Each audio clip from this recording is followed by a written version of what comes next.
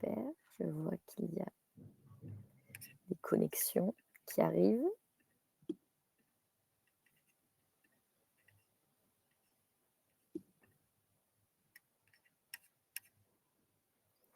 Bonjour à tous.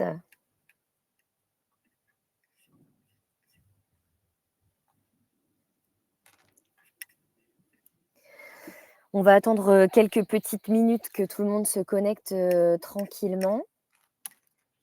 Est-ce que vous nous entendez bien? Et c'est pour certains, ceux qui sont connectés. Génial, super. Vous pouvez écrire dans le chat normalement. Ouais, super. Bonjour Lisa.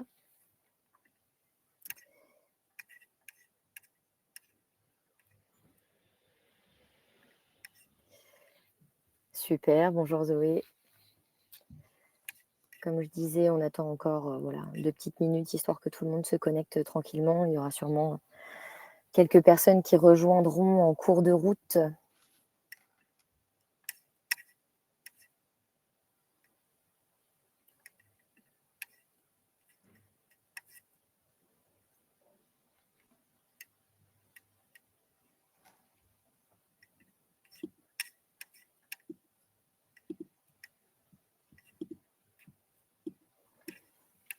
Petite pause déjeuner autour du sujet de la beauté, c'est pas mal, c'est cool.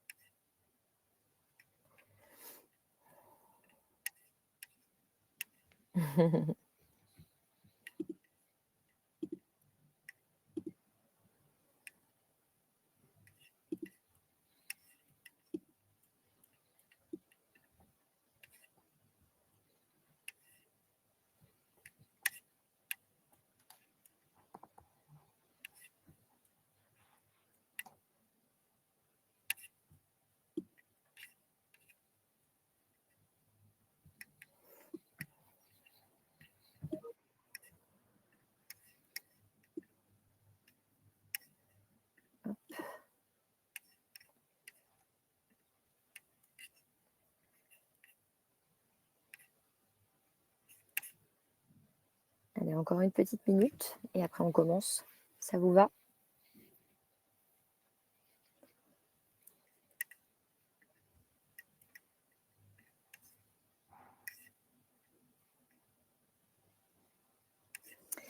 Bonjour à tous. Bonjour Jeanne, bonjour Alice, bonjour Ouma. Bonjour Michael. Super.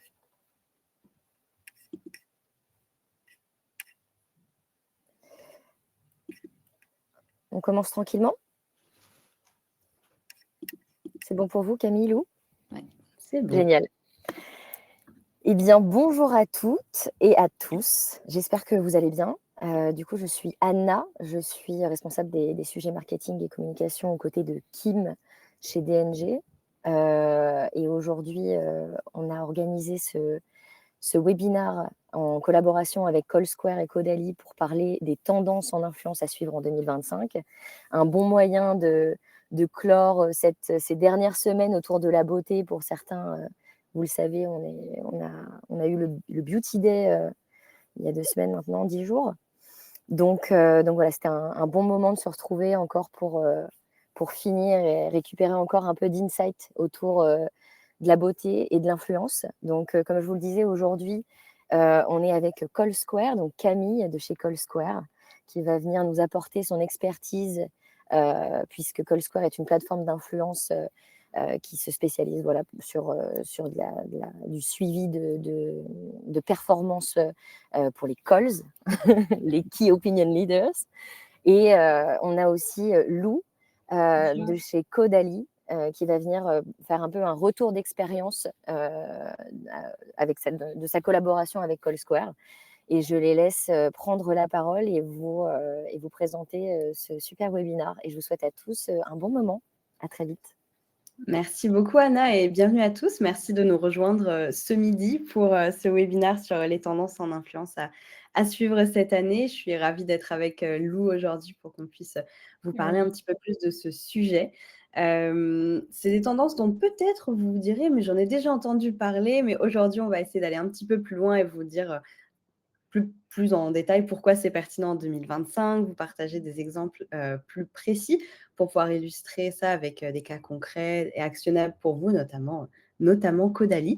Donc aujourd'hui, au programme, on va commencer avec une petite intro pour vous en dire un petit peu plus sur nous et ensuite on va passer sur 4 tendances: le social commerce et comment il redéfinit l'influence aujourd'hui, le pouvoir de l'UGC, l'influence par l'expertise, donc les influenceurs, experts dans leur domaine, influenceurs métiers, scientifiques et cetera et enfin les événements et comment engager via des expériences uniques et on gardera un petit peu de temps à la fin pour, des questions donc n'hésitez pas, à les poser dans le chat, on y répondra, à la fin dans un moment, dédié à ça. Enchantée, moi c'est Camille Grand-Guillotte, je suis, marketing manager France chez Callsquare. Comme Anna le disait, on est une, plateforme d'influence marketing et je vous parlerai un petit peu plus en détail de nous juste après. Mais aujourd'hui, je partage la scène avec Lou. Donc Lou, si tu Oui. veux te présenter, Bonjour à toutes et à tous. Merci d'être, si nombreux aujourd'hui et je suis ravie d'être aux côtés de Callsquare, pour échanger, voilà, sur les sujets de l'influence, et notamment, pour le secteur de la beauté. Je suis Lou et je suis responsable communication, et influence Europe depuis plus de 3 ans maintenant chez Caudalie. Alors pour celles et ceux qui ne connaissent pas bien peut-être Caudalie, c'est une marque française, toujours familiale, indépendante, née dans les vignes, voilà, à Bordeaux, comme peut le montrer cette petite photo d'archive, il y a 30 ans, on fête les 30 ans cette année, grâce à un couple passionné, Mathilde et Bertrand Thomas, qui sont toujours très présents au sein de l'entreprise. Et le concept est tourné autour de soins à la fois efficaces, naturels et aussi respectueux de la planète. Donc, on a des piliers très forts comme ce terroir bordelais présent dans notre ADN. C'est là où tout a commencé pour l'histoire, mais aussi l'expertise scientifique grâce à des brevets déposés autour de la vigne, une expérience aussi sensorielle dans nos spas et boutiques et enfin, comme je disais, un vrai engagement éthique. En effet, depuis 2012, 1% de notre chiffre d'affaires est reversé en fait à la planète via le programme 1% for the Planet que vous connaissez peut-être, qui a été lancé par Yvon Chouinard, le fondateur de Patagonia. Et ensuite, en termes de communication, voilà, tous ces piliers doivent se retrouver dans nos prises de parole, nos collaborations avec les influenceurs, les activations et aussi les événements. On reviendra sur ce sujet par la suite. Et pour vous expliquer rapidement en termes de stratégie d'influence, nous misons beaucoup sur la relation long terme. C'est vrai qu'on le voit de plus en plus, il y a ce retour à l'authenticité et c'est des créateurs qui vont aussi assurer une cohérence dans le contenu, tout en faisant bien sûr une veille régulière, notamment sur TikTok, parce que je pense que c'est un secteur qui évolue, constamment, et c'est en travaillant en fait avec confiance, avec tous ces types de créateurs qui sont bien sûr alignés avec nos valeurs que, voilà, qu'on arrive à mettre tout ça en place. Et on travaille de moins en moins aussi, il faut le préciser, mais avec des briefs, parce que vous pouvez le voir aussi, mais c'est première tendance que j'évoque. Mais notre objectif, voilà, c'est de faire rayonner bien sûr notre marque avec nos valeurs, mais d'une façon assez transparente, honnête et vraie. Et pour parler du côté peut-être plus organisationnel et pour coordonner tout ça, en tout cas, dans mon rôle au siège, nous travaillons avec Callsquare, nous, depuis 2021. Ça nous permet à la fois de trouver des nouveaux créateurs de contenu parce que, comme je disais, ça évolue constamment. On voit toujours des nouveaux profils qui émergent. Ça nous permet aussi d'analyser ces créateurs. On le voit avec les insights sur l'audience, sur leur taux d'engagement, leur score de crédibilité. Et surtout, de mon côté, c'est pour cette partie d'analyse où ça nous permet de voir après une campagne, aussi après un événement, ce qui a fonctionné ou non, de comparer entre les différentes filiales, de comparer N-1 et même, voilà, après d'avoir une vision très globale, en fait, d'une campagne, au niveau Europe. Voilà. trop bien. Merci beaucoup Lou pour cette intro sur Caudalie que l'on connaît bien, mais c'est toujours bien d'en savoir un petit peu plus en détail sur l'histoire de la marque. Moi, je trouve ça passionnant. De notre côté, nous, Callsquare, on est donc une plateforme, une technologie d'influence marketing. On est numéro 1 en Europe et on compte plus de 70 collaborateurs aujourd'hui. On a été fondé en 2018 par Quentin Bordage, notre CEO, pour qui c'est très important en fait d'avoir vraiment cette notion d'influence responsable. Donc on est Bicorp depuis 2014 et entreprise à mission depuis 2020. Et notre mission, c'est vraiment de permettre aux idées, aux personnes, aux organisations d'atteindre leur plus grand potentiel via l'influence et d'avoir un impact positif sur le monde. Et aujourd'hui, il y a plus de 1000 clients dans 30 pays qui nous font confiance. Et pour vous en dire un petit peu plus sur ce qu'on fait dans le détail, je vais utiliser une vidéo. Ce sera encore plus parlant. Donc c'est parti. Pamplemousse. How does he do it?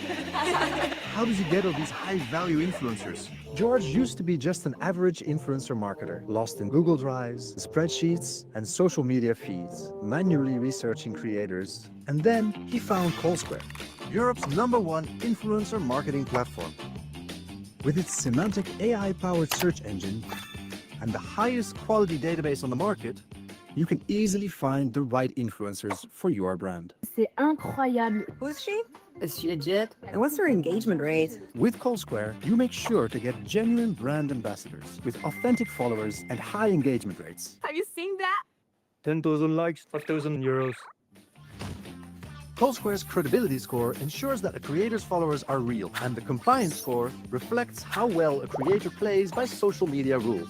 You can brief your creators directly through the platform, validate the content, and track your campaigns in real time. Goodbye, spreadsheets. CallSquare comes with unlimited access. Perform as many searches and launch as many campaigns as you need. Instantly discover every creator mentioning your brand, along with their content, in just one click. With CallSquare, managing your relationships with influencers is effortless. You can note their personal details, don't miss their birthdays, and send them the right gift to keep them happy and loyal. Once you're ready to share the fruits of your hard work, CallSquare automatically organizes your data in neat reports. Share them with your team and enjoy. Simplify your influencer marketing with CallSquare. Everything you need in one platform.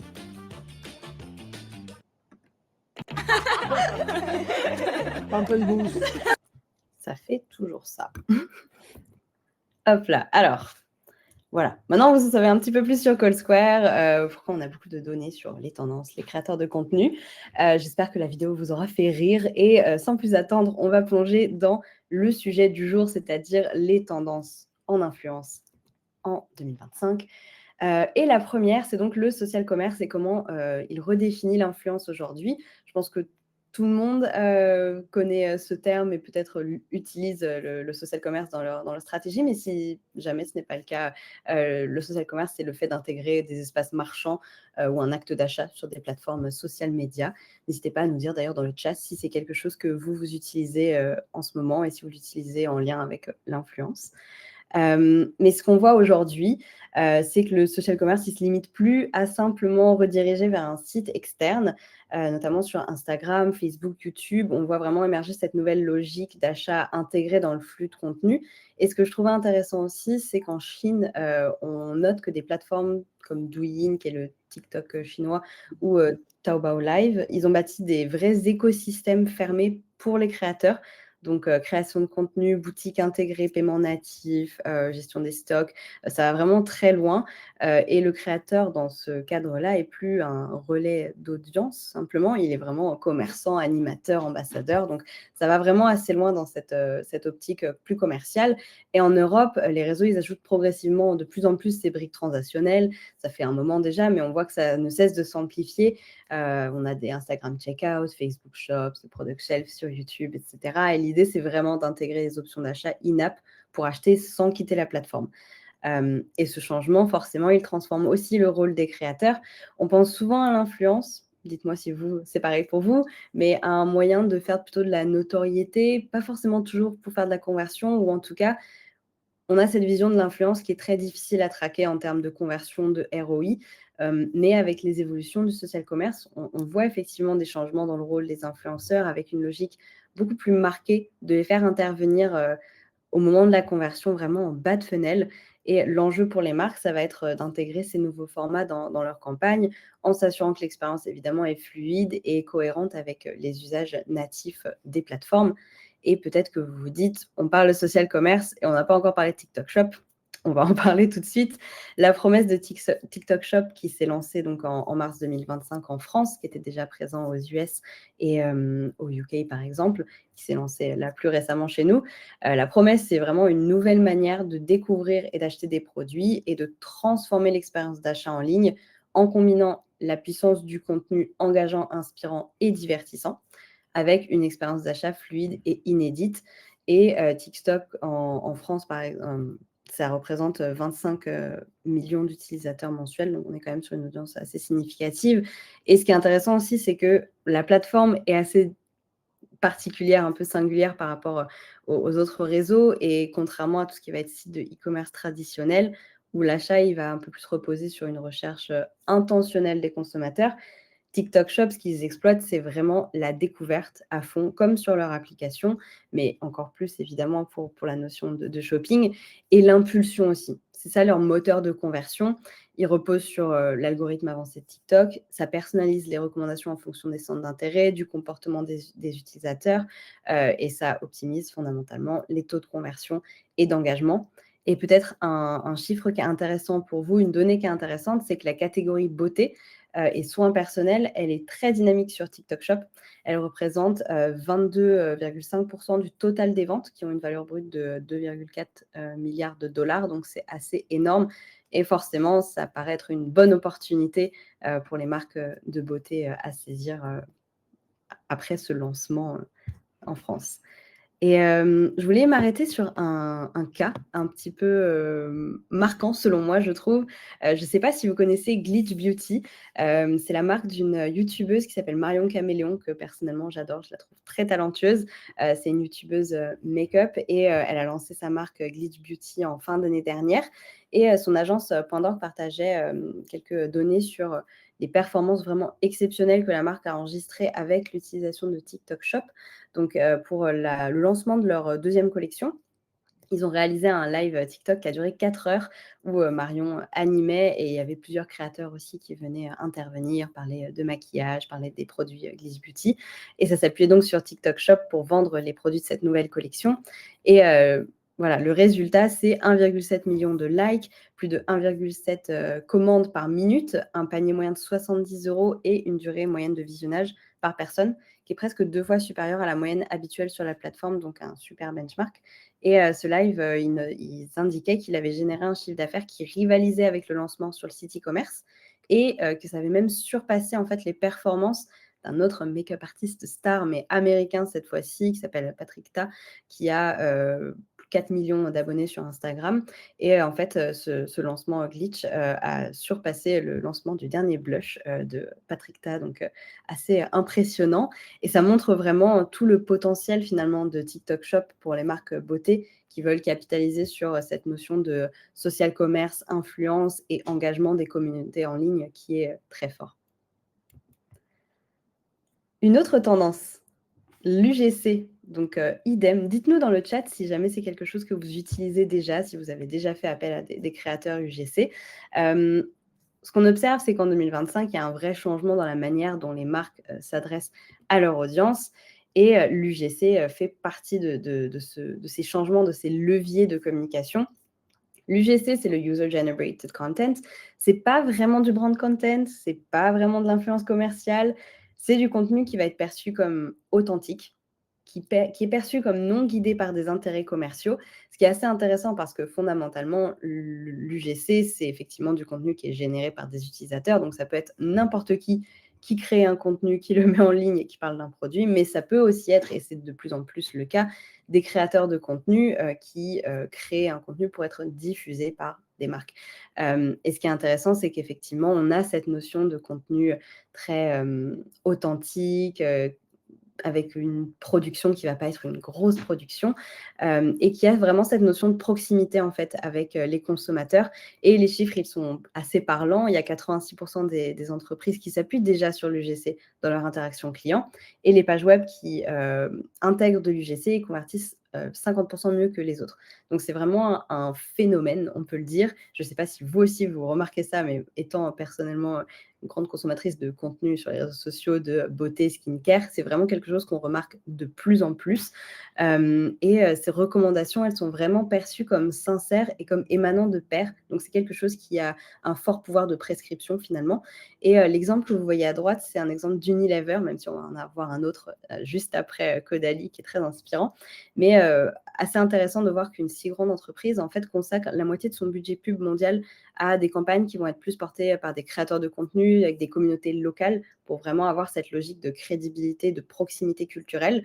Donc, on est sur une logique un peu différente, avec moins de production de contenu publicitaire qui vont être vraiment top-down, et davantage de contenus un peu bottom-up qui sont vraiment nés de la communauté. De la même façon que la micro-influence est de plus en plus plébiscitée, on voit que l'UGC, c'est vraiment un levier pour créer du contenu qui va être engageant et vraiment perçu comme authentique. Je pense que ça peut être très intéressant d'observer l'exemple de Caudalie. Donc, Lou, si tu veux nous en dire un petit peu plus. Comme le disait Camille, c'est vrai qu'on le voit, les consommateurs sont de plus en plus en quête d'authenticité. Je lisais un article ce matin du Vogue Business qui parlait même qu'on entrait dans l'ère de la radical honesty. Et je trouve que ça illustre très bien tout ça. On parle de l'authenticité depuis un petit moment maintenant, mais aujourd'hui, je pense que c'est la base d'une stratégie de communication et que ça se ressent en fait que si on est aligné et que le discours est vrai. Je pense aussi que les consommateurs font confiance à ceux qui leur ressemblent. Et donc, c'est important pour nous de créer en fait des assets qui vont être simples, authentiques, mais très efficaces. Là, par exemple, vous voyez plein d'exemples pour toutes nos campagnes chez Caudalie. On met aussi en place une stratégie d'UGC, donc en parallèle de toutes nos collaborations payantes avec des créateurs de contenu. Et comme le disait Camille, c'est vrai que c'est un peu entre l'influence, le brand content. Donc nous, en interne, c'est vraiment les équipes social media du siège qui vont travailler main dans la main en fait avec les filiales pour repérer les créateurs de contenu pertinents pour notre marque. Et ça permet aussi je pense, établir une confiance avec le consommateur final. On le voit même lorsqu'on booste des contenus comme ça pour du paid media sur TikTok, les performances sont beaucoup plus efficaces qu'un contenu marque qui peut avoir ce côté très commercial. Et aujourd'hui, voilà, ça reflète aussi notre ADN qui est à la fois naturel et proche de nos clients. Et en parallèle aussi, ça nous permet d'avoir différents visages sur nos propres comptes parce qu'on va les republier sur nos réseaux sociaux, sur Instagram, TikTok. Et c'est quelque chose qui est très apprécié par nos abonnés. Ouais, hyper intéressant et les contenus sont très beaux. Et ce que Zoé dit dans le chat, c'est qu'effectivement, autant l'IGC, donc le Influencer Generated Content, c'est assez facile à identifier, autant des vrais UGC pro, c'est un peu plus difficile. C'est vrai que finalement, ce qui est intéressant aussi dans l'UGC, c'est les créateurs qui vont le produire. C'est qu'on peut avoir vraiment des créateurs qui ont une vraie appétence pour le contenu, qui savent faire ça très bien, mais qui ne vont pas forcément avoir une communauté très grande. Et là, forcément, ça peut être très intéressant pour des marques d'aller chercher ces créateurs-là parce qu'ils savent comment mettre en avant le produit, même s'ils n'ont pas forcément la visibilité. Ça fait un super contenu pour vous comme Caudalie. Ils sont passionnés aussi par les cosmétiques, ils ont envie de tester des nouveaux produits. Je pense que ça se professionnalise de plus en plus. L'UGC, on voit des demandes. On travaille aussi parfois avec des plateformes qui nous permettent d'optimiser tout ça dans nos filiales. Complètement. Et je vois une question de Lisa. Peut-on trouver des profils UGC sur CallSquare? On ne va pas nécessairement avoir de fonctionnalité dédiée à l'UGC. En revanche, avec la fonctionnalité de recherche, c'est très simple, effectivement, de trouver des créateurs qui vont le mentionner parce que beaucoup d'entre eux le mentionnent dans leur bio, qu'ils font à la fois du contenu et de l'UGC. Donc ça peut être une super façon de trouver des créateurs si jamais ça t'intéresse. Prochaine tendance, l'influence par l'expertise. Et c'est drôle parce que finalement, on se parlait justement d'authenticité, de proximité, de contenu presque créé un peu à la maison versus des grandes productions. Et on voit qu'on a vraiment toute cette notion d'authenticité qui est quelque chose d'essentiel pour les consommateurs. Et on a cette problématique de, entre guillemets, confiance dans les recommandations en ligne. On veut vraiment aujourd'hui acheter des produits à des gens à qui on fait confiance. On voit de plus en plus émerger un autre type d'influence, notamment dans la beauté, et on le verra avec Caudalie toujours juste après, mais c'est les experts, donc l'influence par l'expertise. Aujourd'hui, les marques, elles vont chercher une forme d'influence qui va être peut-être plus crédible ou plus maîtrisée aussi parfois, plus incarnée. Et il y a une ressource qui est assez précieuse et souvent sous-utilisée, c'est finalement les talents, leurs propres talents en interne ou des experts métiers.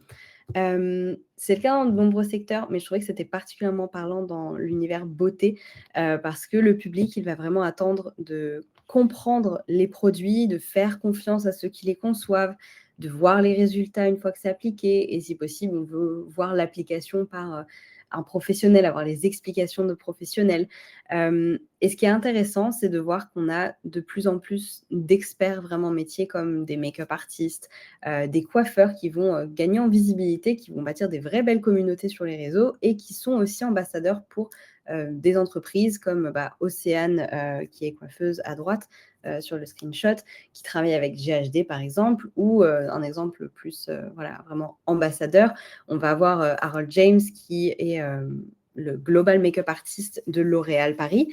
Donc L'Oréal Paris, finalement, ils ne se sont pas juste associés à un professionnel du maquillage pour une collaboration. Là, ils en ont vraiment fait un visage public de leur expertise.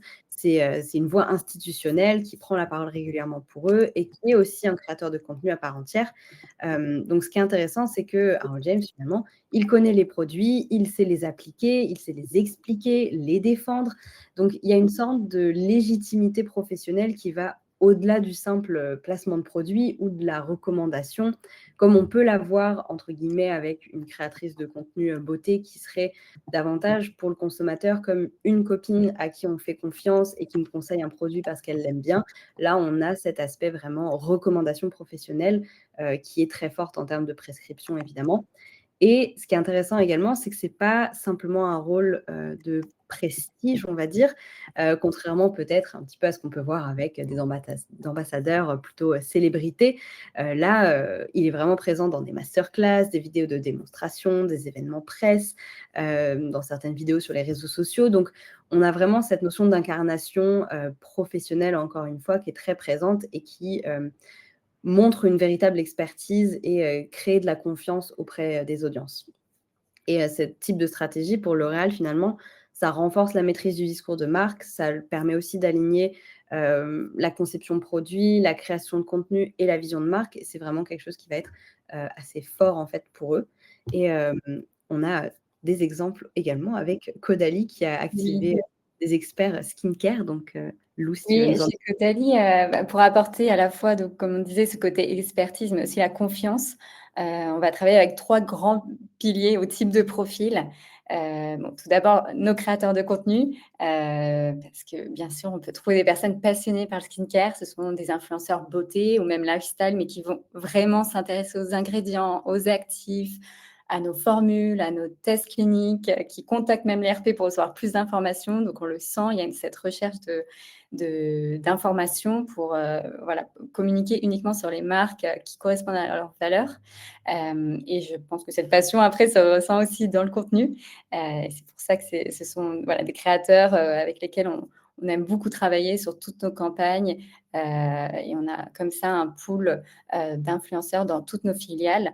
Et nous misons, comme je le disais au début du webinaire, aussi sur un partenariat honnête où on va leur communiquer en fait les informations clés du produit, de la campagne, sans envoyer un brief trop strict, trop précis, parce qu'on le voit, ça ne marche plus comme il y a quelques années où on ouvrait Instagram ou TikTok et on voyait les mêmes contenus sur toutes les influenceuses. Je pense que d'avoir une campagne trop lisse, ce n'est plus ce qu'on recherche aujourd'hui. Et c'est important de trouver, en fait, la base, c'est de trouver des influenceurs qui correspondent, qui sont en adéquation, en fait, avec notre image de marque, avec nos valeurs. Et ensuite, on leur fait vraiment confiance parce que ce sont eux les experts et ils connaissent aussi leur communauté et ce qui fonctionne. En parallèle, bien sûr, des créateurs de contenu, on va travailler avec vrais experts. Donc, c'est médecins, c'est des pharmaciens, des personnes scientifiques qui ont souvent en fait un background ou même une formation sur le domaine et qui sont aussi créateurs de contenu, donc qui ont une communauté plus petite que les autres créateurs de contenu avec qui on travaille, mais ils vont vraiment en fait apporter une crédibilité scientifique et ils vont en fait s'approprier les produits, le discours en profondeur, ils vérifient, ils testent et ils apportent aussi un discours qui rassure le consommateur. C'est un gage de fiabilité, surtout pour des marques skincare où on va parler d'actifs, d'ingrédients. Donc, je pense que c'est important de mettre en avant voilà, des résultats cliniques et d'avoir leur discours, leur retour d'expérience aussi sur leurs tests des produits Caudalie. Et enfin, comme Camille l'évoquait, on parle beaucoup d'EGC même, après l'UGC, l'IGC, avec les employés. Alors, c'est vrai qu'on a autant des employés qui adorent créer du contenu et qu'on va republier sur nos réseaux sociaux que les scientifiques de notre laboratoire qui vont nous permettre voilà, de vulgariser un discours scientifique tout en apportant leur expertise, car c'est eux qui connaissent en fait parfaitement le produit. Ou encore, ici, vous voyez l'exemple de notre responsable RSE qui filme, raconte son travail, ses aventures sur le terrain, même en face cam, lors de ses déplacements au sein d'associations avec lesquelles nous travaillons dans le monde entier. Et on voit en fait que ce nouveau type de format de vidéo plaît beaucoup, contrairement parfois à des vidéos beaucoup voilà, de brand content qui vont peut-être être plus commerciales. Là, on s'approprie finalement les codes de l'influence pour créer du contenu de marque. Et c'est quelque chose qui apporte vraiment de la sincérité dans le discours des contenus. Ça permet aussi de varier les formats pour toucher voilà, différentes cibles. Merci Lou, super intéressant. Ça me donne envie d'aller voir cette vidéo de la responsable RSE. Et enfin, notre dernière tendance dont on voulait vous parler aujourd'hui, les événements.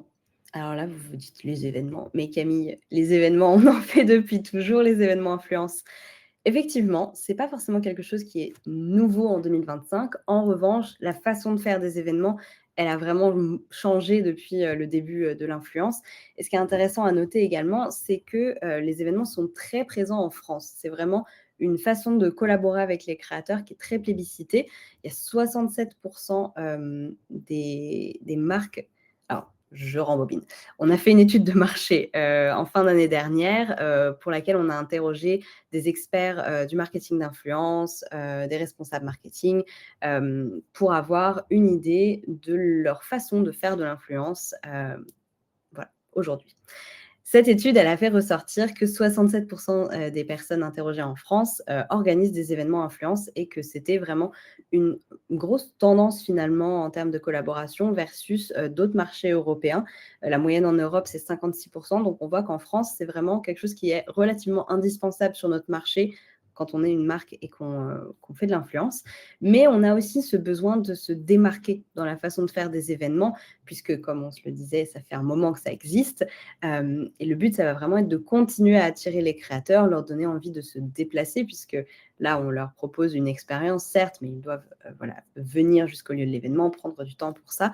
Et même si c'est quelque chose qui est très plébiscité, très apprécié aussi des créateurs, on note qu'il y a ce besoin effectivement de se renouveler et de penser les événements de façon un peu différente pour en faire vraiment des expériences uniques.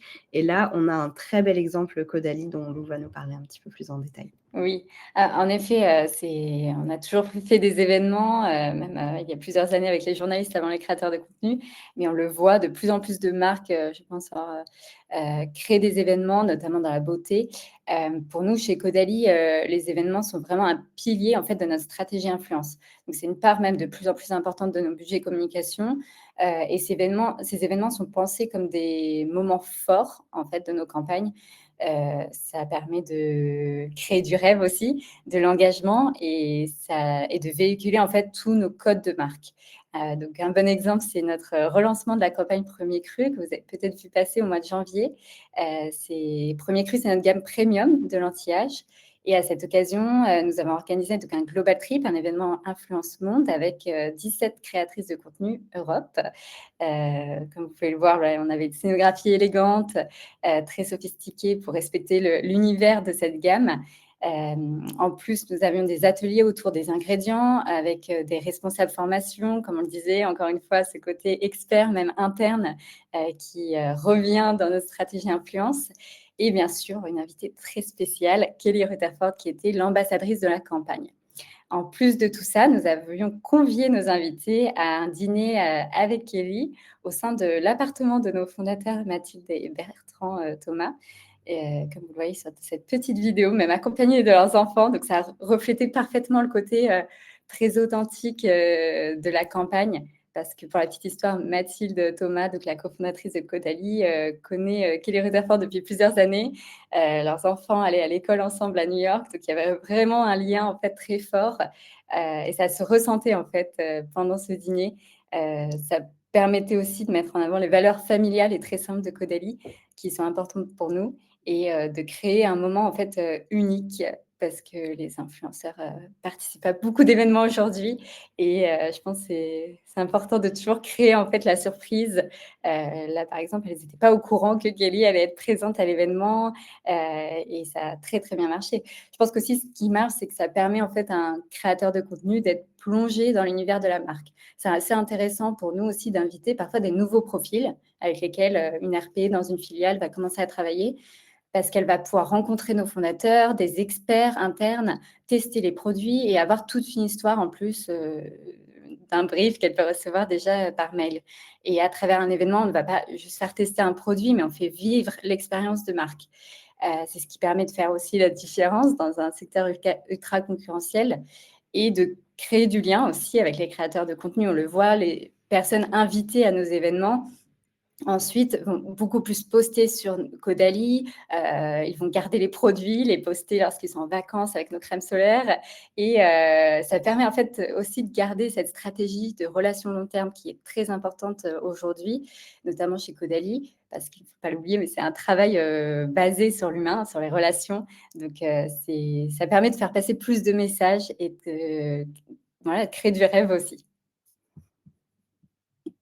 Et en plus de ce Global Trip, on a fait une tournée européenne, toujours avec nos fondateurs. On a la chance de les avoir très présents dans 10 pays en Europe. Donc, on a eu au total plus de 300 invités, plus de 2000 contenus et presque 3 millions de MV. Donc, c'est vrai que ça a été un gros succès et ça nous a permis de soutenir, bien sûr, le plan 360, le média. Vous avez peut-être vu l'affichage dans Paris au mois de janvier. Et ça, voilà, c'est vraiment en fait les événements, comme je disais, un pilier de notre stratégie très efficace et qui correspond totalement en fait aux valeurs de la marque. Ça permet de créer du brand awareness et de faire rêver autant les créateurs de contenu que les consommateurs derrière. Ouais, et c'est vrai que comme tu le disais, un événement, c'est vraiment faire rentrer le consommateur, le créateur dans l'univers de la marque. C'est vraiment 360 versus se retrouver face à son produit. Donc, c'est une expérience ultra immersive et qui peut vraiment permettre de faire découvrir l'univers, de faire découvrir les valeurs, les messages de la marque d'une façon très, très humaine. Et je pense que ça a encore beaucoup, beaucoup d'avenir, même si c'est quelque chose qu'on voit depuis un moment. Oui. Donc, nos tendances touchent à la fin. Ce que je vous propose, c'est de pouvoir découvrir l'étude complète qu'on a réalisée sur les tendances en influence en 2025. Cette étude, elle n'est pas spécifique à la beauté, mais ça va englober certains des éléments qu'on a dit aujourd'hui et plein d'autres qu'on n'a pas encore eu l'occasion de vous révéler. Mais vous pourrez tout découvrir dans cette étude si ça vous intéresse. Vous avez juste à scanner le QR code pour la télécharger. Et n'hésitez pas à nous dire dans le chat s'il y a des tendances en influence, en beauté que vous avez remarquées et qui vous semblent vraiment très intéressantes pour 2025. N'hésitez pas à partager avec tout le monde. Et vous avez également, si vous le souhaitez, la petite minute outil gratuit CallSquare, un calculateur qui est disponible sur notre site. Ça vous permet d'avoir une estimation des tarifs des créateurs sur Instagram. Évidemment, c'est une estimation parce qu'il y a plein d'autres critères à prendre en compte. Ça ne va pas juste se décider sur le nombre d'abonnés ou l'engagement, mais ça vous donne une petite idée et ensuite vous pouvez déjà avoir quelques notions là-dessus. On a aussi une extension Chrome gratuite si vous voulez. Comme ça, vous pouvez avoir des données Instagram et TikTok quand vous êtes sur Chrome directement sur le côté. Ça vous donne quelques données intéressantes. Je valide. Et on a aussi plein de contenus, des livres blancs, des guides, des études de cas avec, spoiler alert, peut-être une étude de cas Caudalie qui arrive très bientôt. Je ne vous en dis pas plus, restez connectés. Mais en tout cas, merci beaucoup pour votre présence aujourd'hui. Si vous avez des questions, on va regarder un petit peu dans le chat pour voir s'il y en a et on va essayer d'y répondre au mieux avec Lou.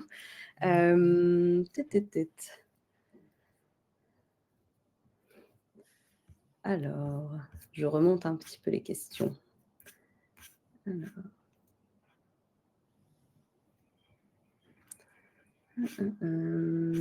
Peut-être une question sur les influenceurs virtuels.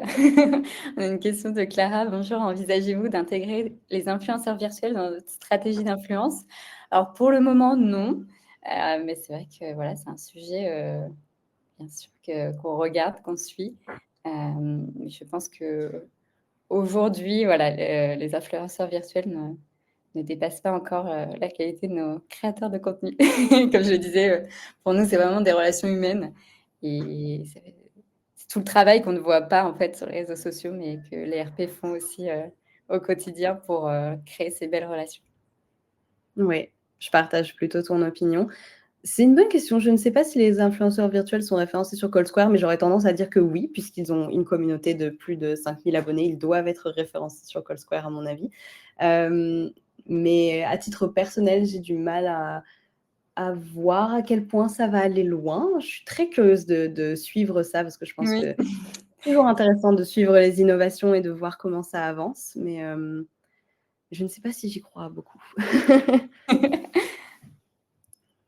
Faites-vous de l'affiliation chez Caudalie? C'est une bonne question. Aujourd'hui, non, on a vraiment une stratégie plus de brand awareness, comme disait Camille. Ça reste, je pense, la priorité pour les marques avec l'influence. Affaire à suivre peut-être plus tard, mais là, c'est vrai que ça fait pas partie de notre stratégie ni de l'image de marque, en tout cas, qu'on souhaite lier à l'influence. Mais c'est un sujet qui est très intéressant, l'affiliation, effectivement, qu'on voit de plus en plus arriver, j'ai l'impression. C'est quelque chose qui est à suivre aussi, je pense. Ouais. Il me semble qu'on a un guide là-dessus, d'ailleurs, si jamais ça vous intéresse et que vous voulez un peu de la donnée, des bonnes pratiques sur l'affiliation. On a un guide sur le site ColdSquare dans les ressources, donc si jamais ça peut être utile. Un grand merci pour ce webinaire de la part de l'équipe Social Commerce Définitive. Merci à vous, on espère que ça vous a plu. Quel est le ratio recommandé d'influence lifestyle, influence expertise pour une marque comme Caudalie? C'est une excellente question et je pense que ça dépend beaucoup de la marque et de la stratégie, en réalité. Oui, pour moi, ça dépend même de la gamme. Par exemple, chez Caudalie, on va avoir des gammes solaires, on est plus sur du lifestyle. Et en parallèle, des gammes comme Vinopure, où là, c'est l'anti-acné. Et pour moi, c'est l'expertise qui reste le plus important, parce qu'aujourd'hui, un consommateur va acheter des produits anti-acné si on arrive avec des tests cliniques, des visuels avant-après, des retours d'expérience ou même des détails sur les ingrédients. Donc, je pense que ça dépend vraiment en effet, de la stratégie et des produits aussi. Et comme tout, je pense que finalement, il n'y a pas une formule magique qui s'applique à tous. Ça reste, comme tu disais, c'est très humain. Il y a beaucoup de personnalisation, je pense, dans le fait de faire de l'influence, et c'est difficile d'appliquer des bonnes pratiques copier-coller sur une marque. Même si je trouve que c'est de plus en plus compliqué même de savoir. On arrive un peu en 2025, je trouve que c'est vraiment en fait la mixité des profils en termes d'expertise lifestyle, mais aussi de taille de communauté, de type de contenu. On voit, c'est hyper varié. Je pense qu'il n'y a plus cette stratégie comme il y a quelques années, on allait dire uniquement les micro-influenceurs ou les macro-influenceurs. Je pense que c'est en fait tout ce mix qui permet aussi de suivre la demande de plus d'authenticité aussi, d'avoir des profils variés et des contenus vrais. Oui, complètement. Et je vois une question de Lisa. Pensez-vous qu'une stratégie d'influence sans événementiel peut s'essouffler? Alors j'aurais du mal à y répondre, mais j'aurais tendance à dire que malgré tout, l'événement reste un moyen, très efficace de rencontrer, Oui, hem, les créateurs, comme on le disait tout à l'heure, d'avoir vraiment cette notion d'humain, de pouvoir même toucher le produit. Si c'est des créateurs qui connaissent oui. pas la marque, peut-être de pouvoir faire des démos, de pouvoir faire, je sais pas, un diagnostic de peau, des choses comme ça. C'est quelque chose qui fonctionne assez bien et je sais pas, Lou, ce que tu en penses? J'ai l'impression que ça reste. Oui, tout à fait, même avec, l'intervention, d'experts, de marque. Nous, par exemple, on a la chance d'avoir nos fondateurs, mais aussi parfois la responsable RSE se déplace sur certains de nos événements, ou même des personnes de la formation et je pense que ça permet d'avoir, voilà, un côté, 360 et encore plus d'informations sur un produit, Mmh. et créer du lien. Ouais.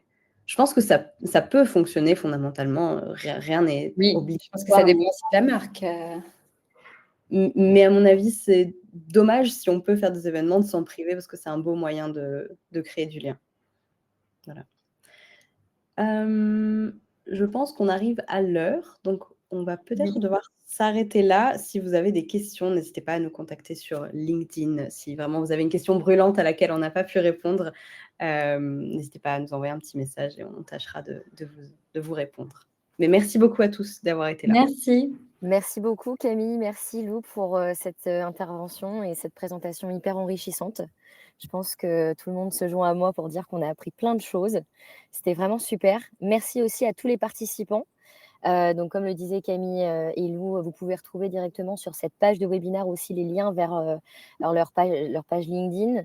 N'hésitez pas aussi, pour certains qui ont pu rejoindre le Slack du club, vous retrouverez d'ailleurs ce lien de Slack dans l'envoi du mail post-webinaire avec le replay et le lien pour accéder à ce Slack. Ça permettra aussi de pouvoir échanger dans un cadre un peu plus informel aussi. Et voilà, merci beaucoup pour votre présentation les filles et à Merci à très vous. vite. À Merci bientôt. à tout le monde, au revoir. Au revoir. Merci, au revoir.